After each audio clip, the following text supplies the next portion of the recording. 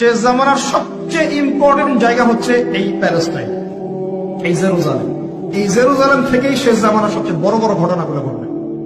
ওইখানেই দেখবেন দাজ্জালের সাথে লড়াই হচ্ছে, দাজ্জালকে মেরেও ফেলা হবে ওইখানে। ওই জায়গাগুলোতেই ঈসা আলাইহিস সালাম আসবেন, ওখানে ইমাম মাহদী, সবই ওখানে।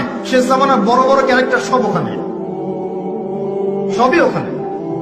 এমনকি যে বাহিনীর কথা বলা হয়েছে শেষ জামানায়, একটা বাহিনী, আল্লাহর সেনাবাহিনী, লড়তে লড়তে লড়তে লড়তে ওই জেরুজালেম পর্যন্ত চলে যাবে। পৃথিবীর কোন শক্তি ওদেরকে দমন করতে পারবে, এটাও হাদিস আসছে। এমনকি এমনও হাদিস আসছে যে লাতুকাতিলুন্নাল ইয়াহুদ, তোমরা ইহুদদের সাথে যুদ্ধ করবে, নবীজি বলেছেন। এমনকি কোন ইহুদ যদি, ওদের কোন যোদ্ধা যদি এই পাথরের বা গাছের পিছনে গিয়ে লুকায়, গাছ এবং পাথর কথা বলা শুরু করবে, ইয়া মুসলিম, হে মুসলিম, হে মুসলিম সৈন্য, আমার পিছনে একজন লুকিয়ে আছে, আসো একে হত্যা করে যাও। গাছ এবং পাথর কথা বলবে। গাছ পাথর কেন কথা বলবে?